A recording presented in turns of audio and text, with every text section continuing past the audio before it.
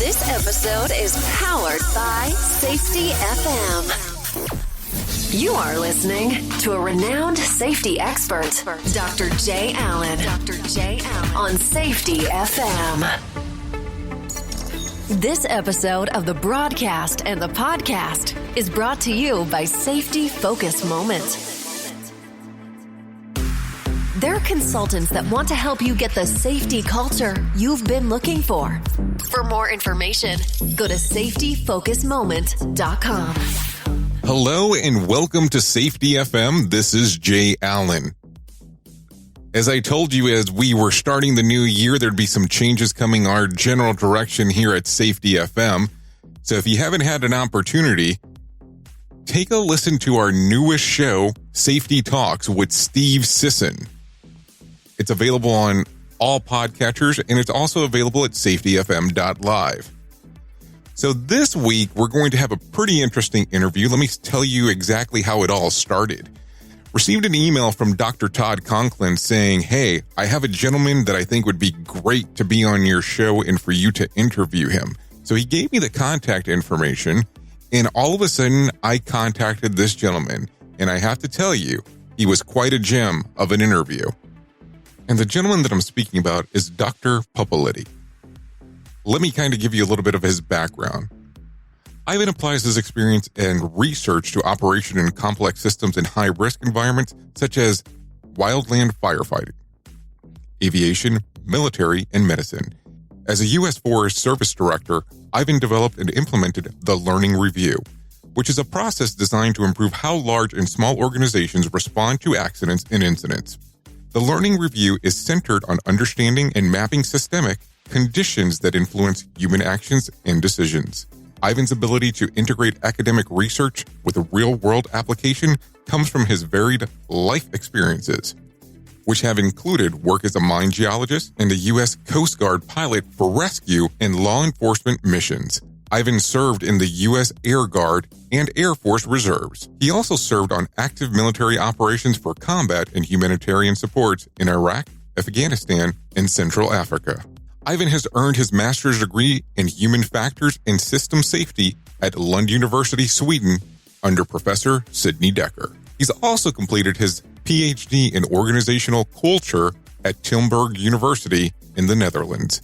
He has also completed the USC Aviation Safety Program and the United States Air Force Accident Investigation and Board President courses.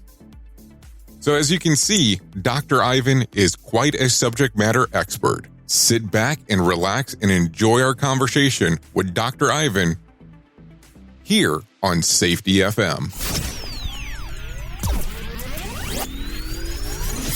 You are listening to a renowned safety expert, Dr. Jay Allen, on Safety FM. Changing safety cultures, one broadcast and one podcast at a time. Join the fun on social media and find us on Facebook at Safety FM. So I guess really we can just start off with, how did you get involved in safety, and did it happen by accident, or is this something that you were interested in doing starting off? So I love the language of that question. Did my involvement in safety come by accident? And the answer to that is yes. And it's because it came from actually many accidents. So I flew active duty Coast Guard for 10 years. And in that period of time, I was party to 2 fatal accidents, one of which involved a friend of mine. So in 10 years, 2 fatal accidents and the loss of 1 friend. I joined the Forest Service, and within the first year, I'd lost 3 friends in fatal aviation accidents. By the time I'd been in the business for 5 years, we'd lost in the neighborhood of 15 people that were close friends, people I had dinner with one night and they were dead the next. And I felt at that point that I had to do something different. I had to get out of the cockpit a little bit more and get more engaged in how to create safety and figure out how safety was actually created, because not everybody was crashing and we were all doing dangerous work. Flying low level is pretty much dangerous work, especially low level over fires. And we're dropping retardant 125 feet above the trees, sometimes a little bit lower than that. So the work that we're doing, I would guess that most people would agree is pretty dangerous, pretty high risk, and our fatality rates were were commensurate with that. But it wasn't until I got involved with safety in an aviation basis, so I was actually promoted to become a regional aviation safety manager. It wasn't until then that I started really doing accident investigations for the Forest Service. And I'd been educated by the military, had gone to Navy accident investigation school, several of their courses, and completed a complete curriculum in that. I completed the USC aviation safety program. And I'd been involved in a couple of accidents on the military side because I was also an Air Force reservist, and I was involved with the Air Force Safety Center as well as flying for the Air Force Reserves. So my involvement in safety kind of grew organically. I didn't start out as a safety person. I started out as an operator. But because I was exposed to so many fatalities, I felt like something had to be done. So that's kind of how I came into it. Now, I know that you referenced right there that these were people that you knew and they were friends of yours. What are we talking like a length of time in between, that all these occurrences happened? In aviation, we were averaging 2.5 fatal accidents a year. That's a lot when you think about it. And that was for the first 10 years that I was in the Forest Service. So some of these things were fatigue issues with aircraft. For example, two of the accidents that occurred in the first 10 years of the Forest Service were wing separations, which happened to a C-130 and also a PB-4Y. And as luck would have it, I had dinner with a PB-4Y crew the night before they died, and had actually flown on a fire with them the day before. And I knew the folks in the C-130 quite well, although I was on the other side of the country when they crashed. So the other accidents, though, for the most part, were what the FAA would term, and the NTSB would term CFIT accidents, which is controlled flight into terrain. Kind of argue with that terminology a little bit, because if you really were in control, like really fully in control, would you fly into terrain? And I think the answer to that is probably no. So I started thinking about that, and that started me down a path of questioning the way we were approaching accidents. And the upshot of that was that I stepped into the safety role, and I was assigned to be a chief investigator for an accident, a fatality accident that occurred on the Klamath National Forest that involved ground units as well as aviation units. And when I crossed that bridge and realized that the ground folks were facing even higher risk than the aviation folks, for example, in a period of time since 1994, the Forest Service and wildland firefighting communities have experienced over 400 wildland firefighter fatalities. That's a lot of people. And I started looking at what was going on, what was happening. And I started asking questions quite a bit differently at that point. And I actually entreated a dear friend of mine, a guy by the name of Najmuddin Meshkati. He's a professor at University of California, Los Angeles. Excuse me, I got that wrong. He's a friend of mine, a professor from USC. And he's been there for over 30 years. And he was introduced to me through the aviation safety program at USC. And he taught human factors there. So I brought him on as a way for me to start to learn differently and look differently at accidents, because the process that we had in the Forest Service was abysmal. And Naj helped quite a bit. And then from there, I started a master's degree program at Embry-Riddle University in human factors. And it was all right. It wasn't great. It wasn't a great program. But I came across a book in Naj's office, and the book was A Field Guide to Understanding Human Error by Sidney Dekker. And I grabbed the book in Los Angeles in Naj's office. He gave it to me. By the time I'd reached my home in Denver, Colorado, I'd read the entire book and needed to talk to this guy. So I contacted Sidney, and Sidney said, well, why don't you come join my master's degree program in Lund, Sweden? And so I bailed out of the Embry-Riddle program and immediately joined the Lund program and finished my master's degree with Sidney. And I've got to say, it was probably the most mind-opening experience that I've ever had. And it certainly asked of every class member to look at human actions in a very different way.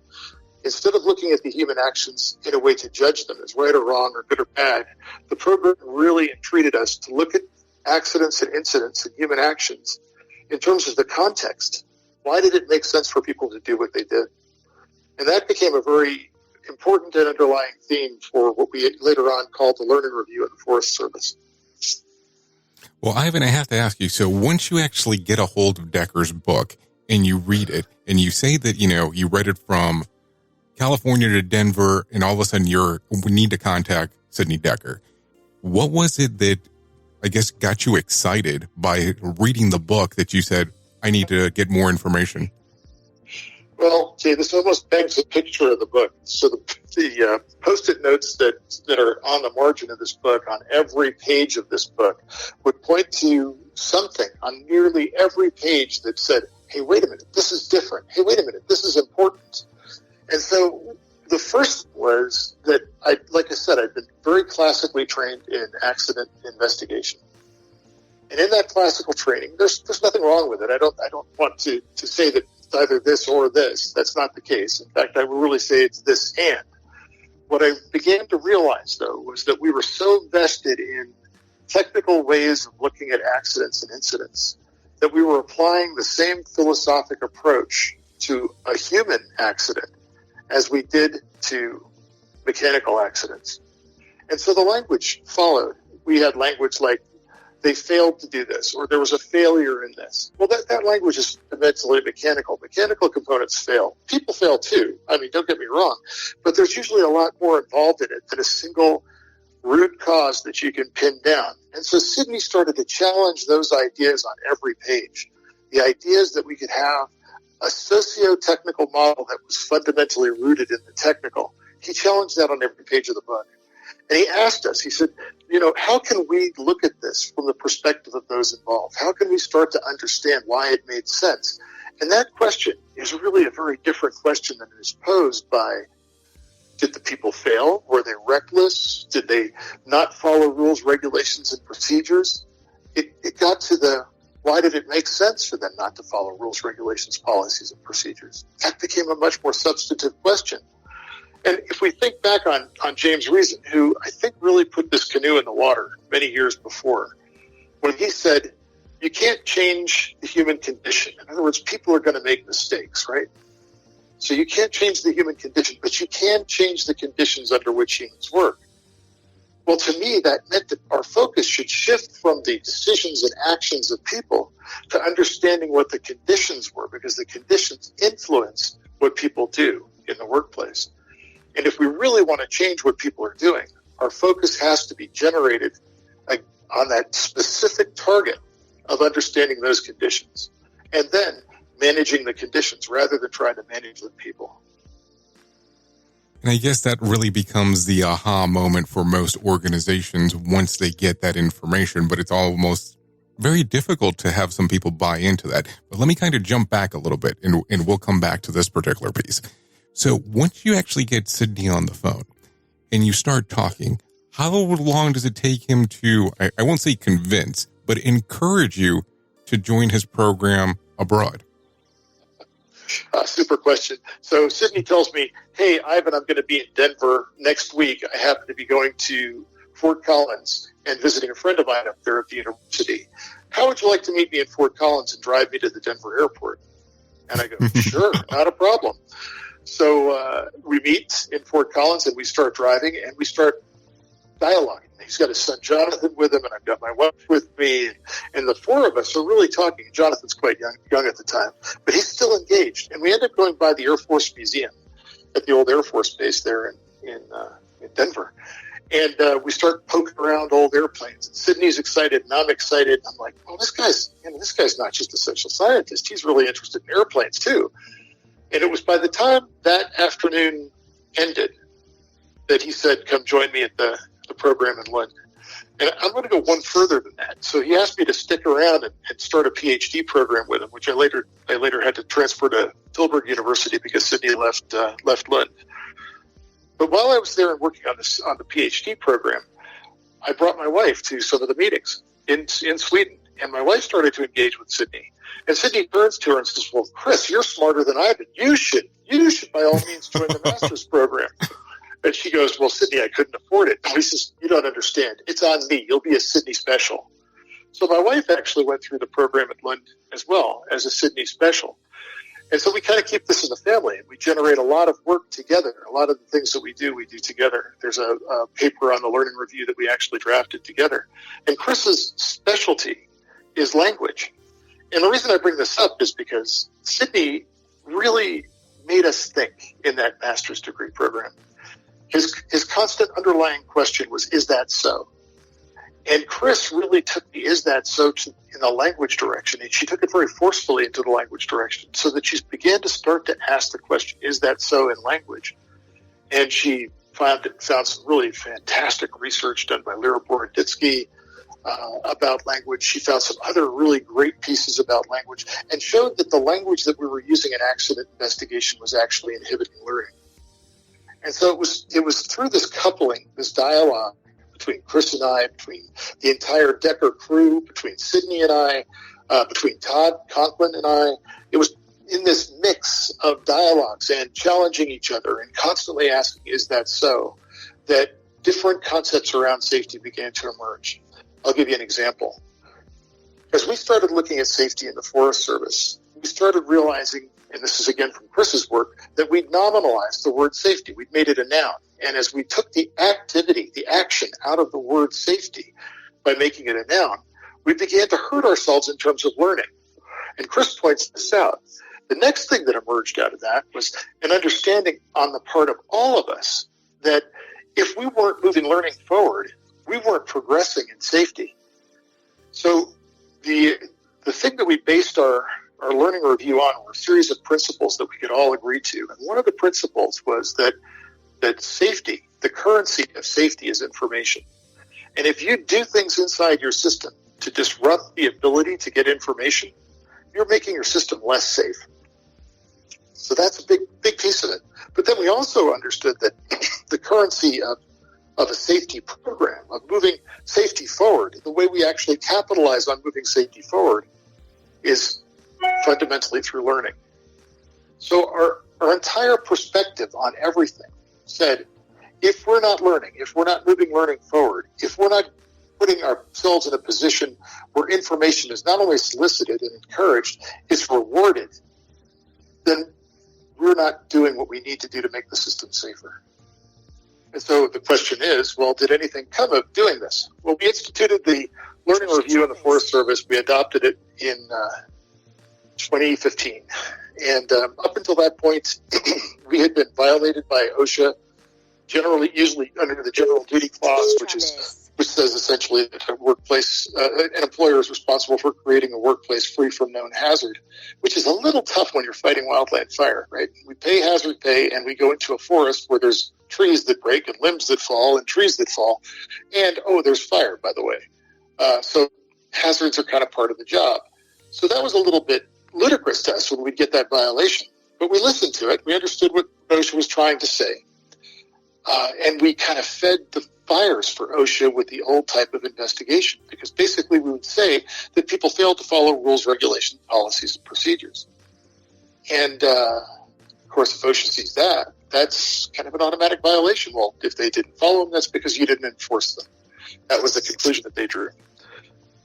Enter in Sidney's thinking, and our questions became, why did it make sense for them not to follow a rule, regulation, policy, or procedure? Was the rule not followable? Was it not clear to them? Did it not apply to the circumstance? What was the situation that prevented us or prevented our people from following that rule, regulation, policy, or procedure?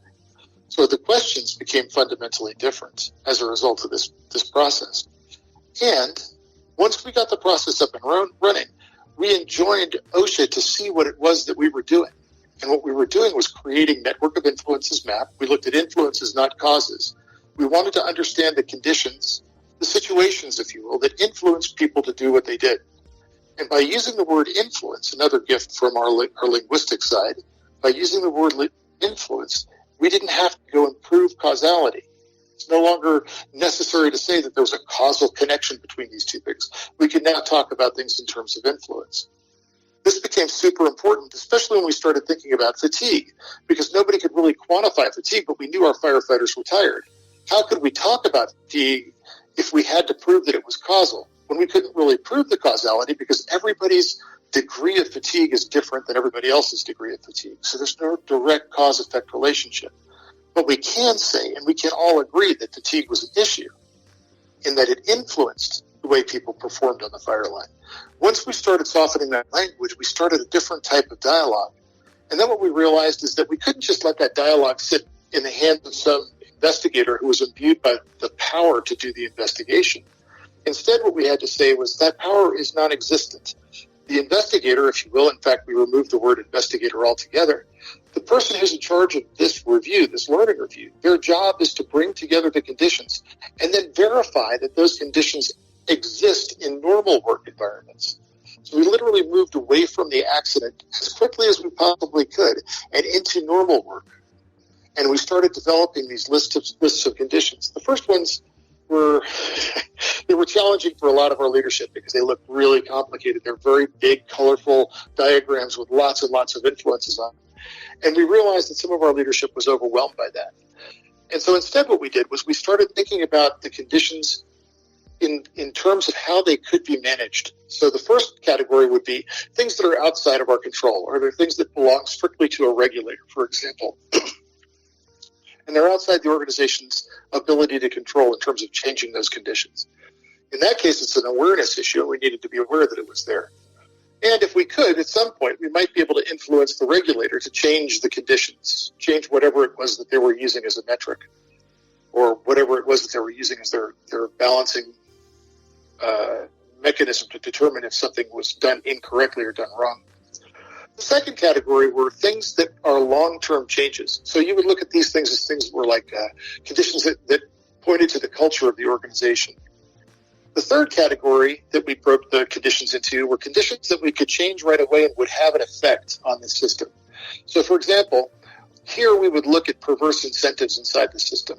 What kinds of incentives were inside the system that worked against what the organization asked its people to do?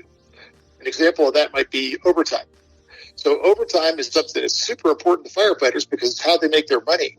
But are they taking greater chances? Are they working longer hours when they are fatigued so that they can get that overtime? Is overtime, therefore, putting an undue influence inside the system or perverse influence inside the system? So those are things that are fairly short-term, and we can go about changing them. Pay structure of the organization, work schedules, those kinds of things. And the last category that we had were things that we recognized might have some influence, but the influence was negligible. And if we changed it, it either wouldn't do any good or it could actually create some counterproductive things inside the system, some unforeseen responses, systemic responses. And that's what we then presented to leadership. And the leadership kind of had a menu to look at, to start thinking about how they would go about initiating some of these changes. And one of the things that emerged out of that was that leadership actually engaged the entire Forest Service in dialogues. And we were able to feed in some of the topics based on these accidents that we'd had and the conditions that we'd mapped. We were able to feed topics into leadership so that leadership could begin to look at things from a different perspective and start to dialogue with the entire organization about them. The third big benefit that emerged out of the learning review was the families of the fallen firefighters were now recognized. We didn't hold them off. We didn't stiff arm them and keep them in a corner. We literally let them know as the learning review was progressing that we let them know what we were finding out. We let them know and see what we were learning. And as a result of that, the families felt more involved and they felt less like we were out to get their family members and more like we were really there to learn something so that the next firefighter in that situation wouldn't have the same problem. And so the family started to really come behind the learning review and stand behind it as opposed to standing against it, and in many cases bringing litigation against the organization. So Ivan, let me ask you a question. So when you start this learning review and this starts going down the path, what are you having like year-wise? What year are we talking about you're starting to have these conversations? Well, let's start off with when did the learning review when was it developed? And then when are these conversations with the family members of the people that were involved in the accidents? Another great question. So 2006 was the first foray into looking at accidents differently. This was the aviation accident that I mentioned. that involved ground personnel. And that's when we first started looking at accidents differently. Every year thereafter, 2007, 2008, 2009, 2010, we were developing the learning review process. And we developed it by essentially by trial and error. We tried something to see if it would work, and then we'd keep it if we liked it and it did work, and we'd get rid of it if it didn't work. So it was an iterative process over a period of about 5 or 6 years to about 2011, 2012, that we actually formalized the process in 2012, and then it was instituted in 2013. So it took some time to get it to where it was, but during that period of time, we were exploring different ways to do things. We were exploring the idea of focus groups. How do we bring the information that we learned from the accident into the general population to understand if it really did exist in normal work? The way we found to do that best was to have focus groups and simply bring people together who did that type of work and ask them, hey, look at this. This is what we've mapped. These are the influences that we see. Do they exist in your work environment? Are they something that you see on a regular basis? And then we'd also involve the focus group in helping us to figure out what kind of recommendations we might make to leadership, because leadership still wanted recommendations. So we wouldn't sit there as investigators anymore and kind of say, hey, these hands are blessed by God, and I'm imbued with all this information and knowledge, and I know exactly how to fix the problem. We kind of go, man, we don't know how to fix the problem. And maybe the people that do know how to fix the problem are the ones closest to work, and maybe we should ask them before we write a report that makes us really look silly, because we did a lot of that. And then the third thing that we realized along the way was, maybe we don't think we as a community either. Maybe we need to bring in outside experts. And for this, we brought in people like Edgar Schein. We brought in Carl Weick. We brought in a dear friend of mine by the name of Ruben McDaniel, who's since passed away. So these are professors who spent their lives researching different aspects of societal interaction, community interaction, culture. And we asked them, hey, what do you see in what we're doing? And they, in every case, provided us with useful insights that allowed us to begin to challenge our concepts. One great example was John Adams, who wrote the book Risk, which was great, and that looked at risk from a very different perspective. We brought John Adams and we asked him, hey, we have a situation here where leadership is saying that they took an unnecessary risk. How do you read this? Help us understand this. And he basically gave us the ammunition that we needed to go back to leadership and say, that perspective is fundamentally flawed. And it's flawed for this reason, that people normalize risks in the workplace. It's not that they're taking unnecessary risks. It's that through the course of a normal operation, as you're exposed to risk, the tendency of every human being is to normalize that risk. So the value of probability, if you will, is diminished in any system where workers are exposed to risks for a prolonged period of time. And when we brought that argument to our leadership began to see it. And the language, again, inside the organization, inside the agency, the language around risk began to change, and the dialogues began to change around risk. And they began to have a great deal more meaning to our workforce and to our leadership. And it actually bridged a gap. We had a pretty fundamental gap in trust between field and the leadership. And that gap began to close because of the shift in thinking and in questioning and this new language that we were introducing around risk. So now do you look back at some of this, and I know that this is going to be terrible wording, but kind of chuckle and go, isn't it amazing that so many years later, we still have the same issue with language and that we still have these same problems inside of organizations? What do you think is causing this? Oh, it's a great question. It's not a causal thing. It's an influence. And we're influenced by a bunch of different things in our culture. So, for example, it's much easier to look at risk in terms of good or bad, or actions and activities in terms of good or bad actions. And it's super easy to do that if there's been an accident, because then you can just look and say it was a bad action. You should never have done that, which enters into this counterfactual argument Sidney talks so much about in his Field Guide to Understanding Human Error. But the problem with that is it doesn't get us anywhere, because we're talking about something that never happened instead of talking about what did happen. And so why are we seduced into this? Well, I think that part of the seduction comes from an ease in creating something that looks like it makes sense. And it's an oversimplification. What Carl White would say is we as an organization should be reluctant to simplify. But what we do in accidents is we have a tendency to simplify because we want to tell that simple answer. We want to say that this was the cause, and we can fix that cause so that it will never happen again. Well, much of the problem with that is that accident investigations, the entire process, is focused on a single incident as opposed to a group of incidents. And as we look at a single incident, it's easy to go back in and say, if they turned left instead of turning right, then they would have avoided the accident. Does that mean that we should always turn left? And the answer to that is obviously no. The problem with the process is that we had in place where they fixed the accident that happened, but they didn't prepare us for what was happening in the future because the world was a complex place. Enter Reuben McDaniel.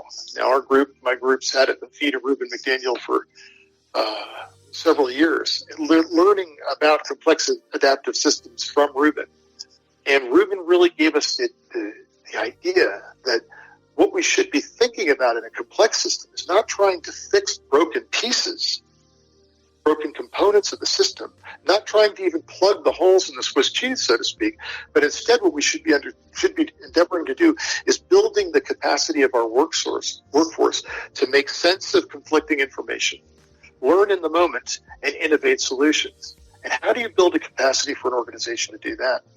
Well, at the beginning of the call, I think I filled in that I was flying airplanes for a long time. And I look back on my background as an aviator. And what I realized is that sense-making, learning, and improvisation was something that aviators did quite naturally. And so I started thinking, well, if aviators do it quite naturally, why are they doing it quite naturally? So as opposed to looking at the problem from the perspective of why aren't we doing this, I started looking at it from the perspective of why are we and how could we be doing this? And that permeated not only the organization and our approach to training and our approach to education within the organization, but it also changed the way we did our accident investigations. I'm saying those two things are inextricably linked. It also redefined learning for the organization. So as opposed to learning what to do or what not to do, our focus became how can we become better learners in the moment? And a lot of that comes down to things that Amy Edmondson talks about in terms of teaming. I mean, how do we communicate as a group? What Carl White talks about in terms of group sense-making. These things start to come into focus for us as we start to network them together. And that's what we began to learn. Now, your question, which I've done a pretty good job, I think, of dodging around, was why don't we change our old way of doing things? Why are we still mired in the old way of doing things? And I think that the best way to do that is to go back to that concept of seductive. What I've suggested in this approach is difficult. It's hard work. It's not easy work to do. And not everybody can do it. But if we think about a technical accident investigation, it's technical. It's not that hard to do. If this, then that, those things are pretty easy. But if our if-then piece is so diluted that if this happens, anything can happen afterwards. An infinite number of varieties of outcomes can result. That's a really big, heady space for people to get into, and it's really quite difficult for folks to do it. And see, that's what I start finding interesting, because I always think it's interesting when somebody does, as you deemed, a technical accident investigation. They start off really by doing it from the perspective of they're looking for someone to find fault that actually caused the accident. So when you start taking the approach of what other things caused the failure, now keep in mind that after you have all this stuff in context of, well, this is what happened and this is how the sequence occurred, you're going to have a different context than what happened in real time. So what I look at is, how do you get organizations to do the shift of, oh, you see, and it is one of those things that you almost have to chuckle at, because it's an ongoing problem. And we're having this conversation about something that you did years ago. And think about it. It's still an issue that we have today with organizations where they still want to go to the old style of investigation. And let's be realistic. They don't want to change out of whatever system or program they were using in regards of doing safety, quote unquote, to what we would call a new view safety. So what can we do to influence those people? Yeah, so that's a great question. I think you're really good at what you do. In answering that, I can tell you how we did it in the Forest Service. So we started out with a thing called the Serious Accident Investigation Guide. Chapter 1, second paragraph, stated this: the causes of most accidents or incidents are the result of failures to observe established policies, procedures, and controls. When I got sent on my first investigation, this is the document that I was given. And I read that paragraph and I said, I don't even need to go. I've already got my cause. It's right there. The causes of most accidents or incidents are the result of failures to observe established policies, procedures, and controls. All I have to do is say that. It's simple. Then I can do some little behind-the-scenes stuff. I can do a grandiose timeline if I want to, and I can show this direct relationship between this, and this, and I can come up with my summary of findings, and I can come up with my recommendations, and I can give that to leadership. And you know what? After 20 years of that, nothing changed. In fact, our accident rate was getting worse. So, having said what I just said, it's really important to see that the impetus on leadership was for some kind of change. So we've got to be in a position where we are willing to challenge the old way of doing things. And that's from a leadership level as well as a field level. The field was screaming because they understood that this was nonsense. The stuff that you're doing is just simply blaming the dead people for their own accident. And it didn't make any sense to them. In fact, they hated it. And the families of the fallen firefighters were suing every single time we put out a report because the findings were fundamentally useless and just telling people that their loved ones were stupid and died because they were stupid or because they just chose not to follow rules, regulations, policies, or procedures. So what we did was we first joined leadership in a dialogue. In fact, we sent them to a program called Dialogos, several of them to a program called Dialogos. It was actually called Learning for the Collective Intelligence, or Leadership for the Collective Intelligence. And that program put several of our top leaders in a position where they began to inquire about the way they were thinking. They got that "is that so" gene infused into their beings. Then they came back into the fold, into the Forest Service, and now they were looking for an answer to that question, is that so? Enter in a new way to do investigations. We now present them with a different way of doing it, and they're in a mode of more receptivity because they're looking for something, and we give them something very different. And that's literally what happened when we dropped the first one of these on their desk. I remember it was a hot July day in Washington, D.C. I'm wearing a suit. Completely sweating through because it's just brutally hot. And I'm nervous that they're not going to accept this new type of report. And I sit down in the boardroom and it's very, pomp and ceremony. There's locked doors. There's signs on the doors, "Do not disturb, secret meeting in progress," blah, blah, blah, blah. All cell phones have to be stashed away. All these kinds of things to maintain top secrecy. All the copies of the document are numbered and there's a limited distribution of them. And there's voting members on the board, and oh my gosh, it was just lots and lots of pomp and circumstance. And I sat there and I was very nervous about this. And the gentleman who was in charge of it was a guy by the name of Hank Cashton. And Hank was a very forward-thinking, very brilliant individual who had that "is that so" gene ingrained. And I didn't know this at the time.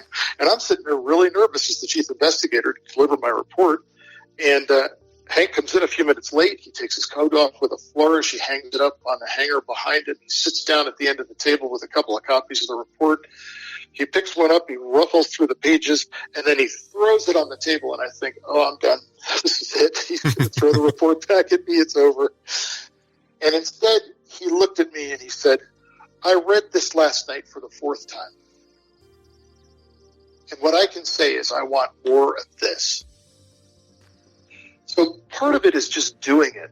Part of it is just getting out there and doing the thing, whatever the thing is, your review of incidents, your review of accidents, doing it differently and bringing the information to leadership in a way that allows leadership to lead.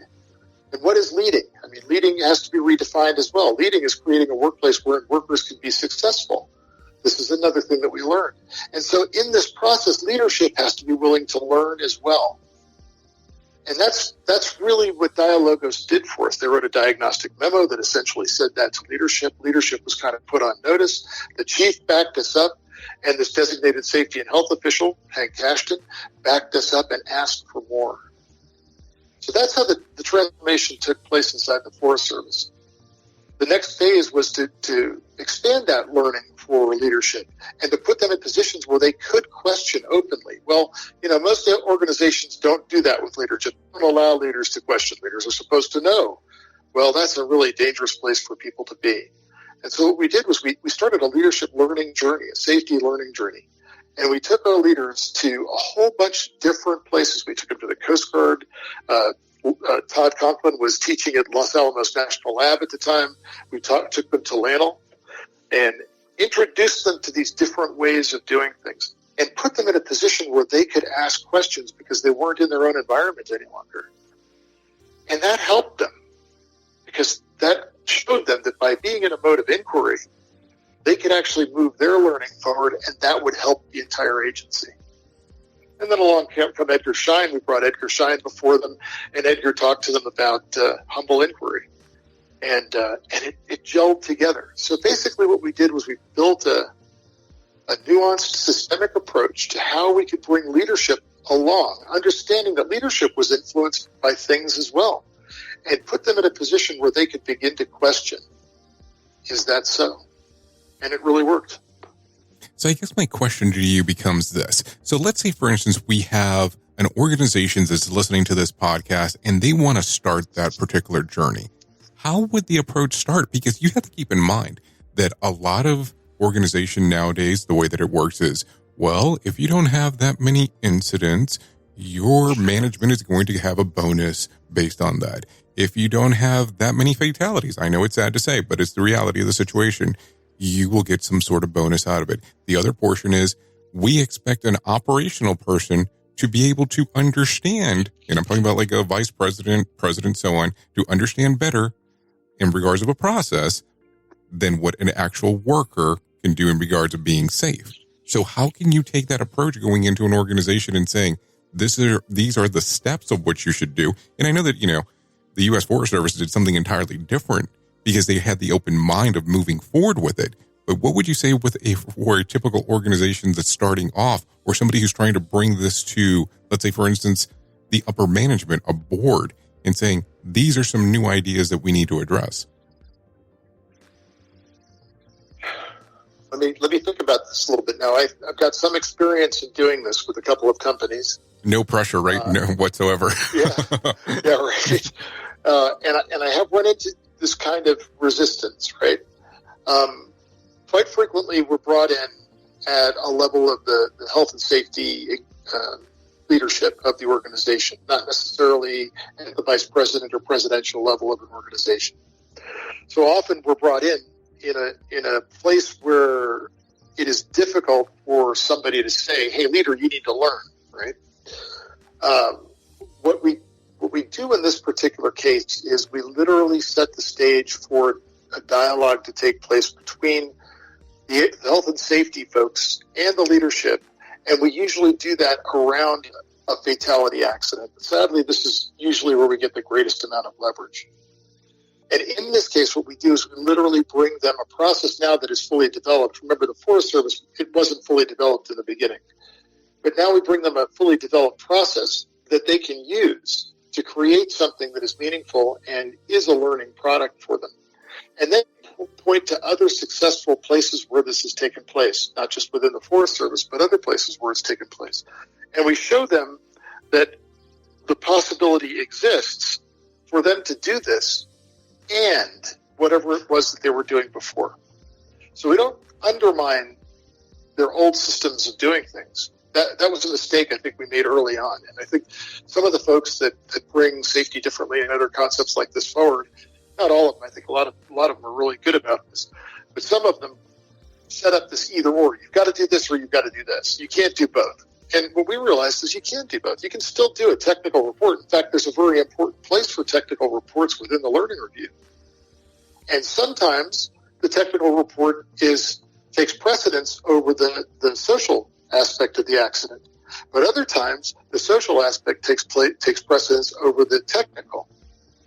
And we let leadership know this in the first dialogue, where we first present them with, if they want to continue to use the language of investigation, then we don't undermine that. But we bring it to them in their board or their review process, and we show them that there is another way to do it. And then we gauge, based on their response, how much further we can push. The other thing that happens inside organizations, which I think is really interesting, is something that Todd brought out of Los Alamos National Laboratory to the public, and this is this idea of HOP and these HOPE dialogues or HOP dialogues. And these are things that are designed, and where we had the most success with them in my experience is where we have leadership and the field folks in the same room. And we have these dialogues that generally challenge people's thinking around causality, but don't do it around something that is unique to that company. Do it around something that is completely outside what the company's experience is, because that allows people to move into that mode of inquiry. And so between the HOPE dialogues or HOP dialogues and doing the actual investigative process differently and presenting different information differently to leadership, we begin to network a change in the way leadership approaches these problems. And that becomes something that permeates the entire agency over time. Remember, this is a cultural shift. It's not going to happen overnight. And we're fighting a cultural shift that exists in the media. I mean, if there's an accident, the first thing they want to know is causality, right? Yesterday, on CBS News, Tony Dekker is interviewing the head of the school system for Los Angeles, and he asks the question, well, you've got the teachers here on the one side, you've got the school system on the other side, who's the villain? And the answer on the part of the administrator is, does there have to be a villain? I don't think there has to be a villain. And that was really an insightful answer, but the media push is we need to have that villain. And Tony Dekker comes back essentially saying, well, yes, there has to be, because this side is against that side. That's not really true, right? Neither one of them has to be a villain. Each one of them has a perspective that has to be enjoyed in order for us to find a solution. And if we stay in this language of good, bad, villain, we're never going to move forward. And here we're talking on this podcast on the anniversary of Billy Sullenberg landing on the Hudson. And why wouldn't we talk about that for a moment? Because had everybody died on that airplane, we would not be calling him a hero. We'd have a very different word for him, and it's probably the same one that Tony Dekker used. So when we start to think about the way we make these judgments, often they're around the outcome. And the one thing that the worker doesn't know in this process, especially if there's going to be a fatal accident, is what that outcome is. And so to try and hold them to a standard of prediction is completely unfair. And after a while, leadership begins to understand that. It takes a lot of dialogues. It takes a lot of exposure. It takes some really dedicated internal folks inside the agencies. This is one of the other things that I think is really important. We can't do this completely from an outside, like a contractor can't come in and suddenly imbue leadership with this information. There has to be somebody on the inside, an internal champion or set of champions. And there has to be an ability to hold these dialogues, to allow people to begin to talk about these tough subjects and begin to challenge the way they've thought about things over time. And it does work. So you know that automatically when you go into an organization, there's a couple of questions that come up right away. Number one being, how long is this going to take to be developed? Opposed to, thinking about it's a culture shift. They want to know how long it's going to take. The other question that normally comes up is, what is my return on investment? And then I know you started speaking about HOP, but I want to make sure that I ask this question because I always like to ask it. Do you start referencing about HOP and let people know that it's a philosophy and not a program? Because those things normally surprise most organizations. And I know I kind of tied three questions into one there, but I would love for you to actually address those. Yeah, so let's start with let's just kind of think about it holistically and see if we can answer all three questions at once. So answering a question about HOP depends on where the organization is in terms of their sense of linearity. If they're still stuck deeply in a cause and effect relationship, it can be really, really challenging to come at them and say, hey, this is a philosophy. You're going to look at this and start to think about things from a perspective that is not only systemic, but it's also fundamentally based in principles and a shift in principles. You could just look at a whole bunch of engineers and see their eyes just glaze over. And I know this is to be true because I'm actually a professor in an engineering program, and I've tried it and seen it. Engineers don't relate to this well. So how do you bring engineers over into a different place? It's a very different type of conversation. So that's part of it. It is important for them to understand that it's not a process. It's a journey. But sometimes it's not easy for organizations to understand that because, again, you're saying that we need a return on investment. Let's look at strange circumstances like trying to bring this to the federal government, where we have people who are in power for up to 4 years, maybe longer, maybe not longer, but they're thinking in terms of 4-year brackets of time.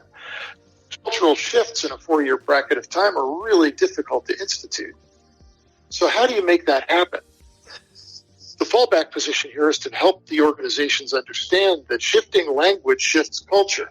And this is where the work of my wife comes in so importantly, is that this idea that if you can shift the language within the organization, you can begin to shift the culture without even trying. Now, how hard is it to shift language? Well, you start writing in a certain way. You start removing causality from your language. You start removing these direct relationship types of things from anything other than engineering problem solution. Remember, you can't completely cut it out because it does exist and it is important in certain areas. For example, ergonomics. That's still a really important place for cause and effect relationships to occur. But in the interpretation of something that's beautifully ergonomically designed, in that interpretation, we may have some problems. So it becomes an effort to expand and say yes and in the place of these discussions with leadership. Now, I don't know if I was able to answer all three of those questions. I tried. Did I do it? I think you did a pretty good tie-in if you ask me, but you do reference something on there that I want to go back to. And I know that you talk about your wife or speak about your wife in regards of language and how important it is. Now, I will tell you, the people that sit on the other side of the house, and when I say that, I mean the people that like to talk about behavior-based safety. And I know we can sit around and talk about behavior-based safety versus HOB and all that kind of fun stuff. I always look at it as a Republican talking about Democrats and vice versa, or Chevy versus Ford. And I always kind of find it kind of interesting on how some people will turn entirely when you mention one over the other. But if you listen to a lot of people that speak about behavior-based safety, they reference that also that there needs to be a language change. And I know that philosophies, you'll never be able to mix those two together in regards of HOP and behavior-based safety. But do you just think that overall as an industry, our language is incorrect on how we approach things overall? So I really don't like to make a judgment on whether it's incorrect or correct. I think instead, and this is what I've really advocated for in every discussion that I've made, with any company, with any degree or level of leadership, even with the federal government. I went to the White House when Obama was president and did a presentation there on firefighter safety. And essentially what I said is this. You can look at a behavioral-based safety model. You can look at the HOP model. And the thing that you need to ask yourself at the end of the day is, after you've done the presentations and you've done the discussions around both of these two things, you need to ask yourself one thing, and that is, am I moving learning forward in the organization? Am I putting our people in a position where they're going to provide me with more information? Because again, as I say, information is the currency of safety. If it's doing those two things, you're going to be moving in a positive direction. So I'm not going to undermine behavioral-based safety. I don't personally advocate for it because I see some problems with it in terms of its ability to move learning forward in an organization. And that makes me question it, and that makes me look at how they present in terms of language. And very frequently in behavioral-based safety models, you see things like, well, we'll make a determination of people's activities, and if they're found to be reckless, then we're going to take punitive action. Well, reckless is a judgment in that case. And I have to ask, if we're making a judgment of action, is that putting people in a position where they're going to willingly give us more information? Is that putting us in a position where we're maximizing the learning from the processes that we're endeavoring to pursue? And I'm going to sum this up with something that the Chief of the Forest Service said when we instituted the learning review. And he says accountability is important. It's important before, during, and after any type of an event.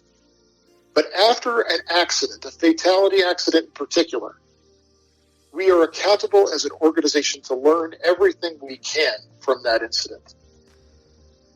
That's a very different perspective. And so I think that when we start to see leadership embrace that idea, it doesn't matter what label we put on the safety activity. What matters is how we deliver that safety activity to the worker and how we invest in leadership and how we invest in corporate and organizational learning. And remember, it's not learning what to do and what not to do. That comes in the form of teaching. That's not what we're talking about. We're talking about the capacity of the workforce to make sense of conflicting information, learn in the moment, and innovate solutions. That's the skill set we want to start to invest in. And that's one of the reasons that aviation is so safe, is because we're able to do that in aviation. Ivan, I have to tell you, that probably might have summed up the best answer I've ever received related to that question. And I'm not saying that because you're here talking to me. I'm telling you that based on all the interviews that I've done so far to this point. Well, thanks for that. Ivan, if people want to know more information about you, where can they find out some more? So my wife and I have a company called Dynamic Inquiry, and we do not have a website. We haven't needed one. We're staying as busy as we probably need to be. But if they do want more information and they want some help and they want to see where we went wrong in the Forest Service and what we've learned along the way, I can be reached at dynamicinquiry@me.com. Well, Ivan, I appreciate you coming on to Safety FM. Well, thank you. I really look forward to keeping a dialogue with you, Jay, and I look forward to our next talk. This episode has been powered by Safety FM. The views and opinions expressed on this podcast are those of the host and its guest and do not necessarily reflect the official policy or position of the company. Examples of analysis discussed within this podcast are only examples. They should not be utilized in the real world as the only solution available, as they are based only on very limited and dated open source information. Assumptions made within this analysis are not reflective of the position of the company. No part of this podcast may be reproduced, stored in a retrieval system, or transmitted in any form or by any means, mechanical, electronic, recording, or otherwise, without prior written permission of the creator of the podcast, Jay Allen. SafetyFM.com